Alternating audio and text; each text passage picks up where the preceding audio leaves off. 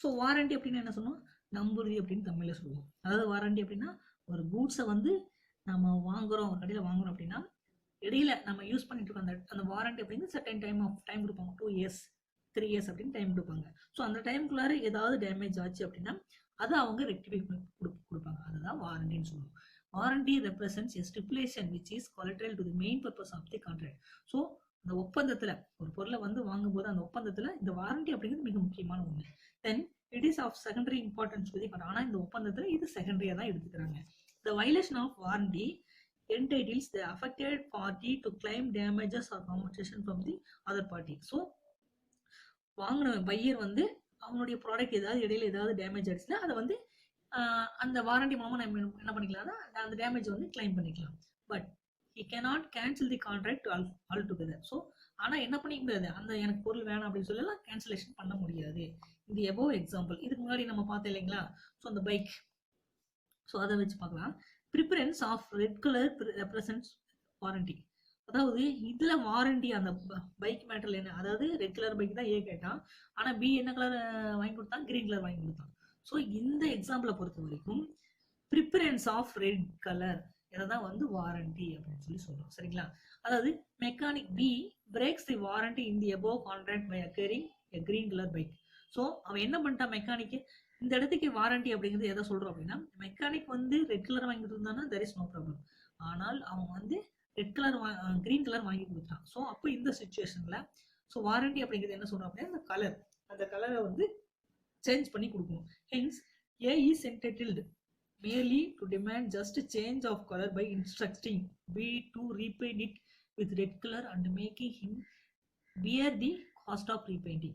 So அப்போ என்ன பண்ணணும் அப்படின்னா, பி வந்து என்ன பண்ணணும் அப்படின்னா அந்த பைக்கை ரெட் கலராக வந்து ரீபெயிண்டிங் பண்ணி கொடுக்கணும். சரிங்களா. ஸோ இதை தான் வந்து வாரண்டி அப்படின்னு சொல்லி சொல்கிறோம்.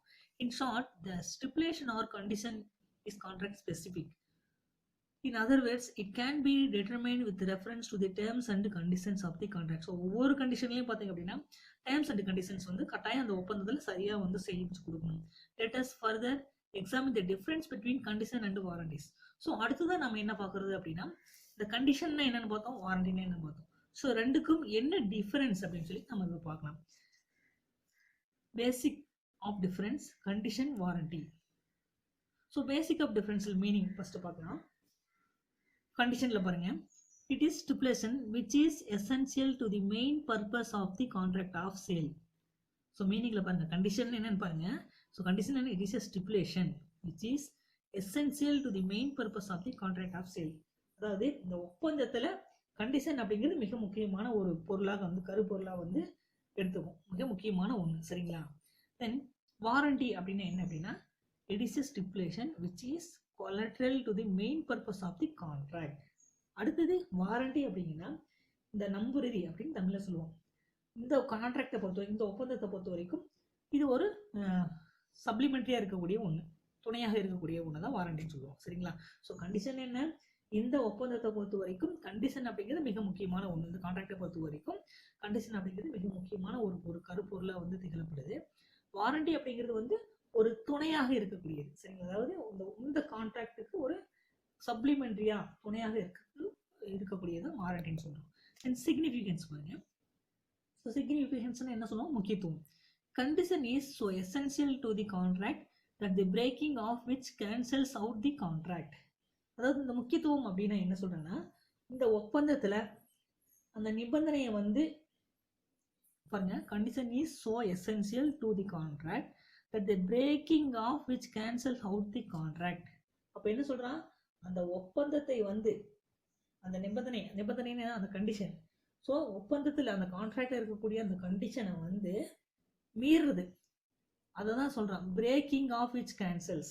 ஸோ அந்த நிபந்தனை வந்து மீறுவது அந்த ஒப்பந்தத்தை மீறுவதாக எடுத்துக்கொள்ளப்படுகிறது. சரிங்களா. ஸோ அப்ப என்ன சொல்றான், இந்த ஒரு கான்ட்ராக்ட்ல அந்த கண்டிஷனை வந்து மீறுறது அந்த கான்ட்ராக்டனுடைய அந்த ஒப்பந்தத்தையே வந்து மீறுவதாக கருத்தில் எடுத்துக்கொள்ளப்படுகிறது. தென் நெக்ஸ்ட் வாரண்டின்னு என்னன்னு பாருங்க, it is so subsidiary or inferior character. The violation of the warranty will not revoke the contract. அடுத்து என்ன சொல்றாங்கன்னா, வாரண்டின்னு என்ன? நம்புறுதி. அதாவது நம்புறுதி மீறுவது, அதாவது நம்புறுதி அப்படின்னு என்ன சொல்றோம் அப்படின்னா அந்த கான்ட்ராக்டை வந்து மீறுவதற்கு ஒப்பாக இருக்காதுன்னு சொல்றாங்க. ஸோ அதுதான் not revoke the contract. So இந்த வாரண்டி அப்படிங்கிறது ஒப்பந்தத்தை மீறுவதற்கு, அந்த ஒப்பந்தம் அந்த கான்ட்ராக்ட் வந்து மீறுறதுக்கு இது வந்து எந்த வகையிலும் வந்து சரியா இருக்காது. ஓஹோ, அதுக்கு இதுக்கும் எந்த ஒரு ப்ராப்ளம் இல்லை. சரிங்களா?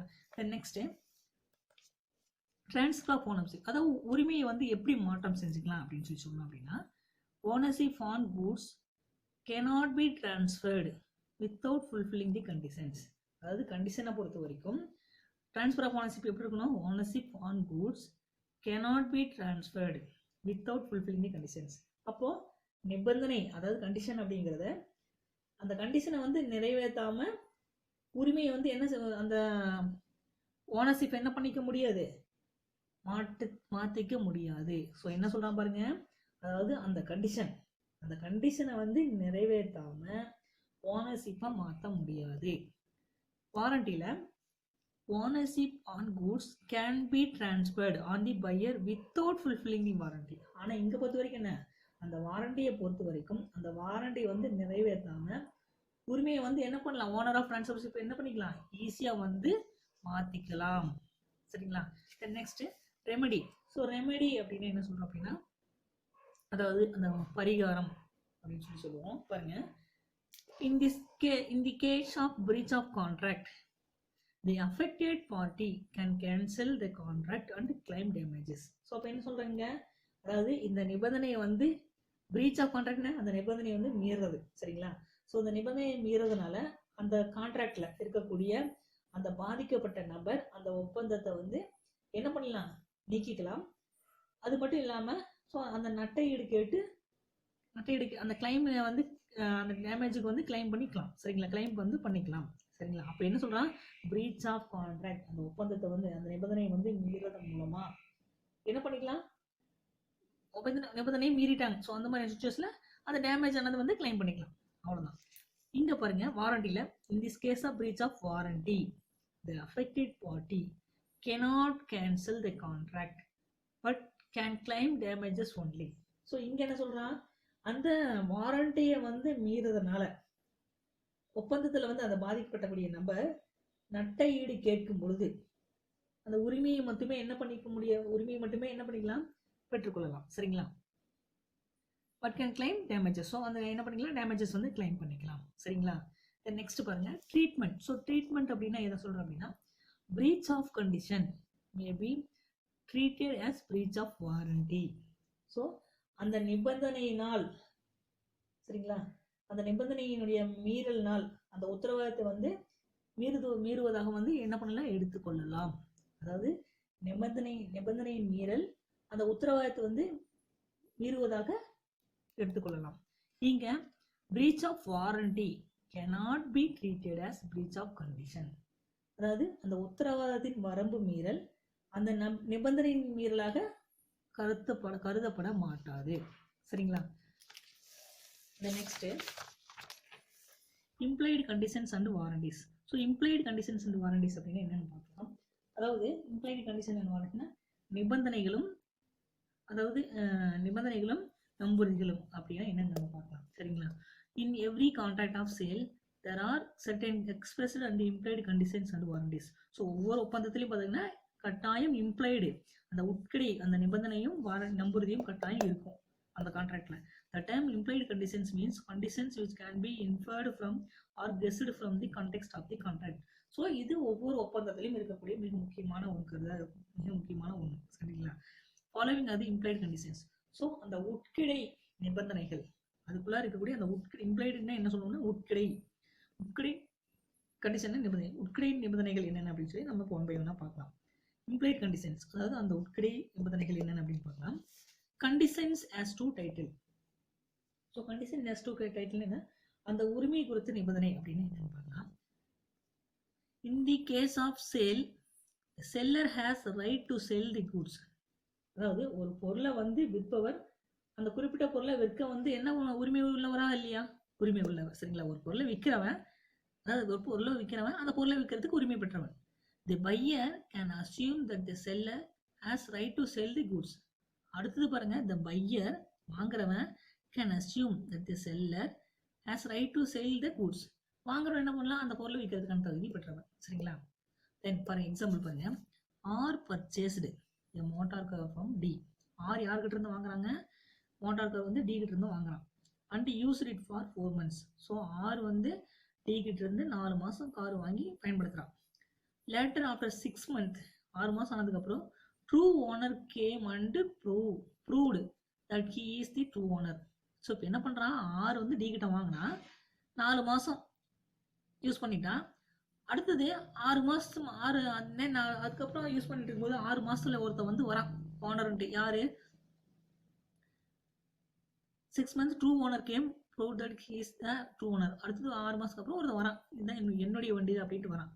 இந்த மாதிரி சுச்சுவேஷனில் in this case R has to return the car to the true owner. அதான் ப்ரூவ் பண்ணிட்டானே, இது என்னுடைய கார் தான் ப்ரூவ் பண்ணிட்டான். இப்போ என்ன பண்ணணும், ஆறு அவனுடைய காரை வந்து கொடுத்துதாகும். And claim the full price paid by him from D. So இப்போ என்ன பண்ணிக்கலாம், ஆறு டி கிட்ட போயிட்டு இந்த கார் வந்து அதனுடைய உரிமையாளர் வந்து வாங்கிட்டு போயிட்டான். இப்போ நீ என்ன பண்ணுறேன்னா, எனக்கு என்ன லாஸ் ஆச்சோ அந்த ப்ரைஸ் என்னவோ அந்த ப்ரைஸ் வந்து நீ கொடுங்க அப்படின்னு சொல்லி டிகிட்ட போய் ஆறு என்ன பண்ணலாம், கேட்கலாம். சரிங்களா? ஸோ அதெல்லாம் conditions as to title. Second one, condition as to description.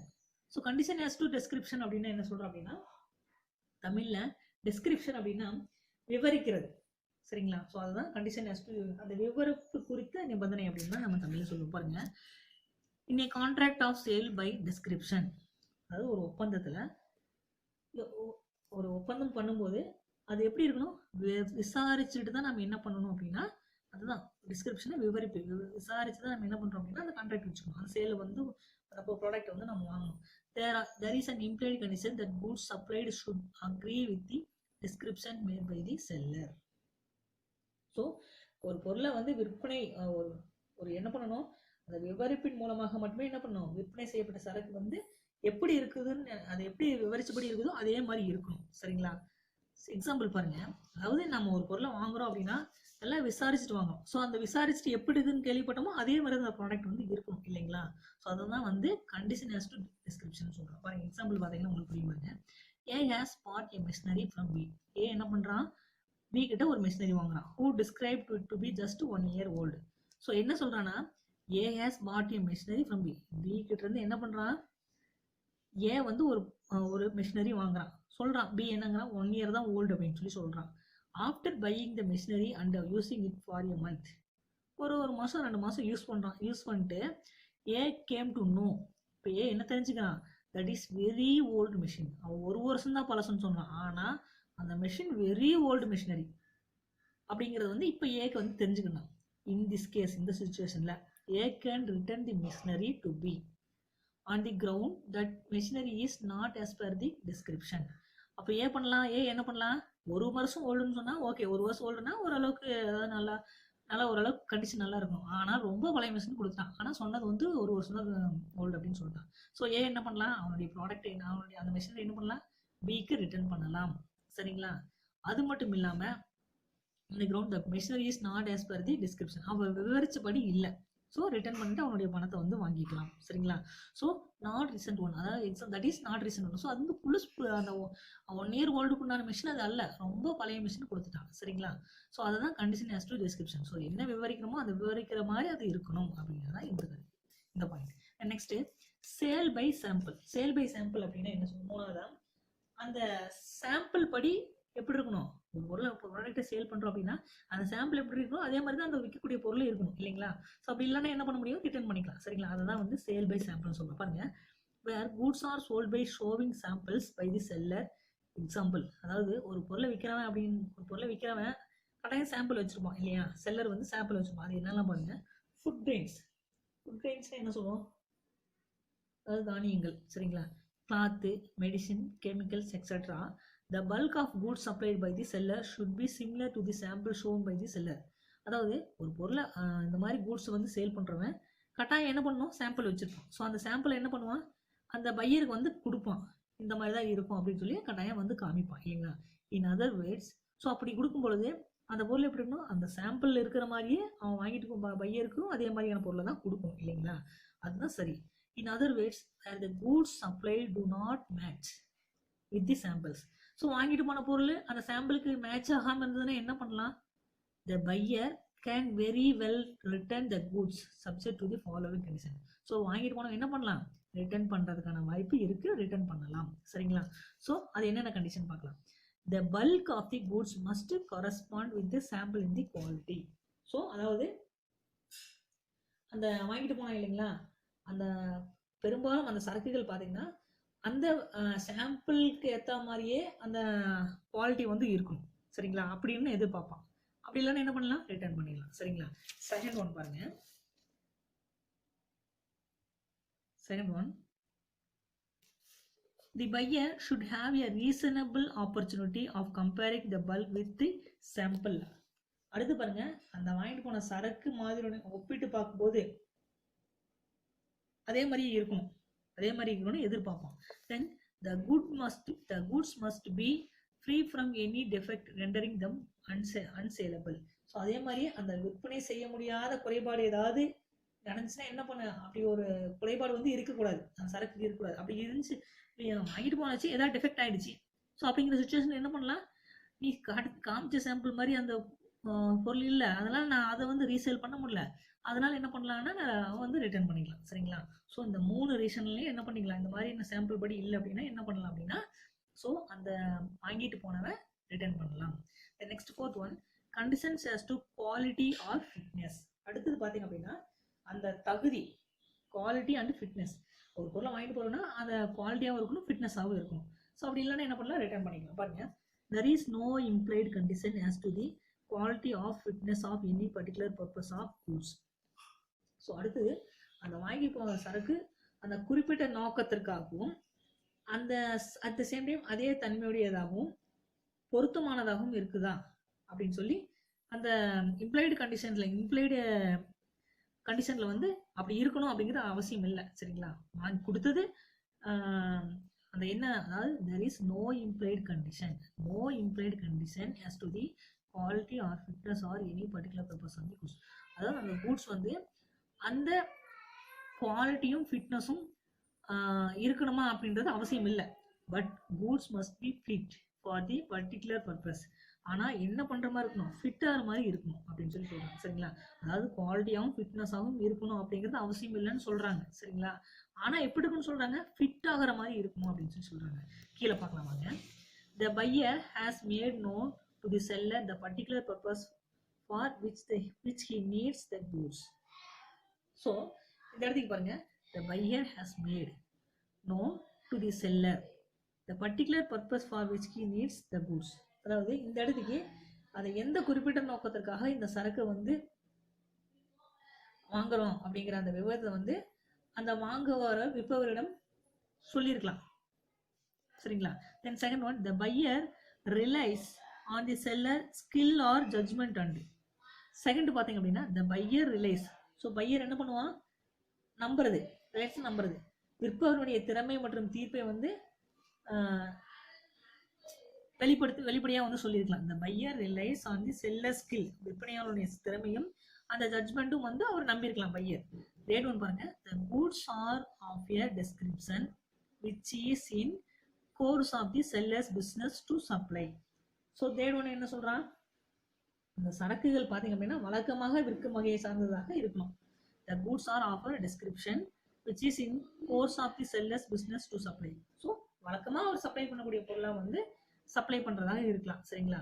So இந்த மாதிரி சுச்சுவேஷன் தான் குவாலிட்டியாகவும் ஃபிட்னஸாகவும் இருக்கணும். பாருங்க, அதுக்கு ஒரு எக்ஸாம்பிள் கொடுத்துருக்காங்க பாருங்க. A bought set of false teeth from a dentist. அதாவது ஏ வந்து என்ன பண்ணுறான்? டாக்டர்கிட்ட போயிட்டு ஃபால்ஸ் டீத், ஃபால்ஸ்னு என்ன? அதாவது ஒரு செயற்கையான அந்த பல்ல வந்து வாங்குறாரு. சரிங்களா? The set did not fit into A's mouth.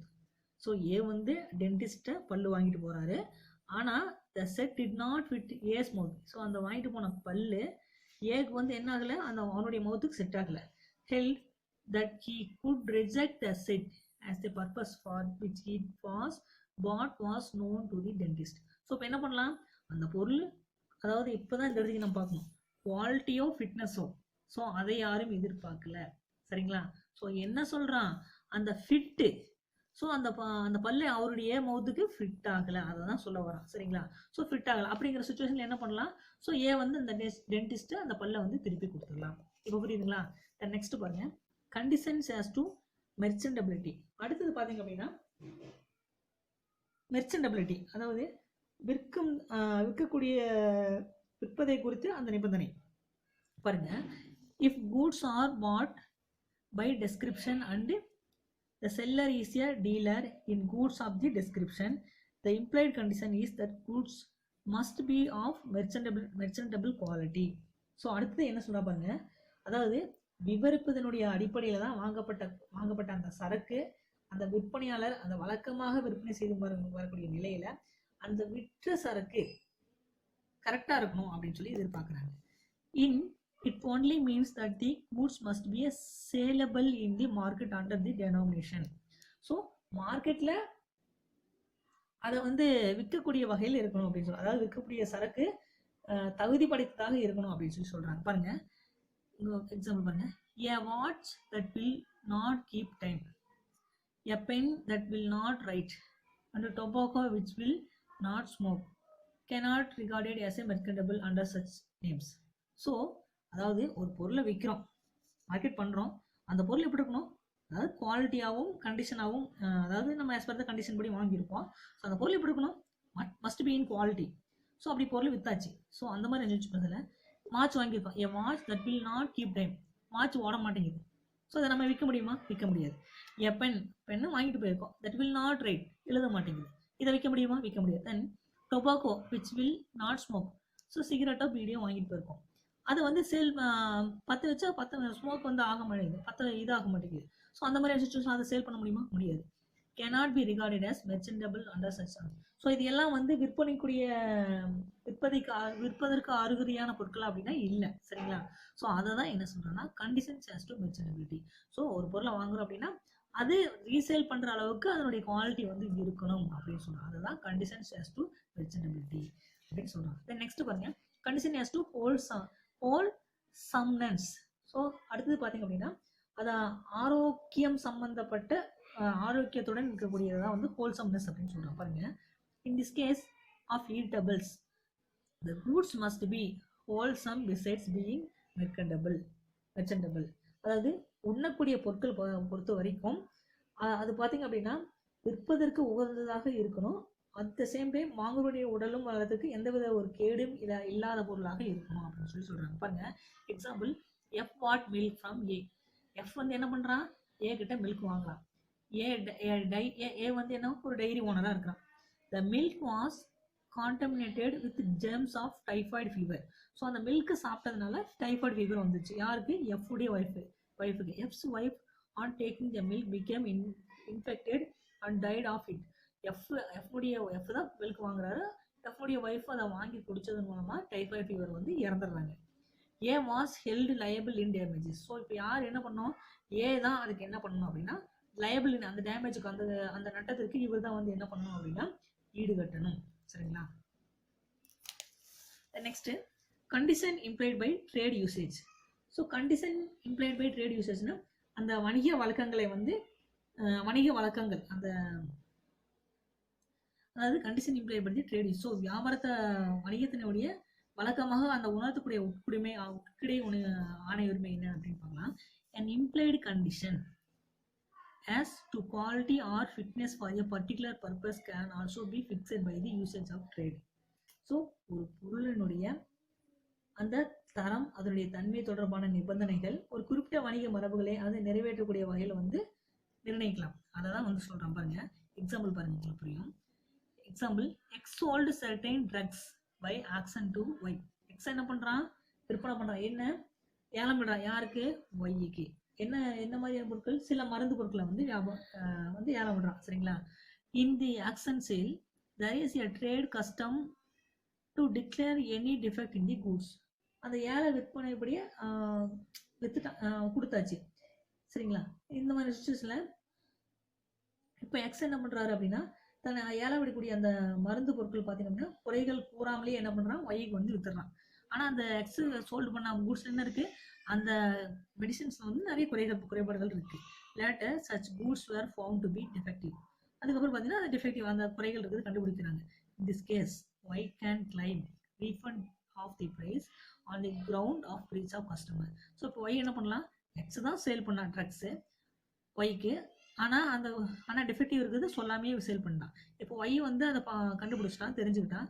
So இந்த மாதிரி சுச்சுவேஷனில் என்ன பண்ணலாம், கிளைம் பண்ணிக்கலாம். அதாவது சரக்கு கொடுத்து என்னுடைய பணத்தை கொடு அப்படின்னு சொல்லி கேட்டு வாங்கிக்கலாம். சரிங்களா, இதுதான் condition implied by trade usage அப்படின்னு சொல்லலாம்.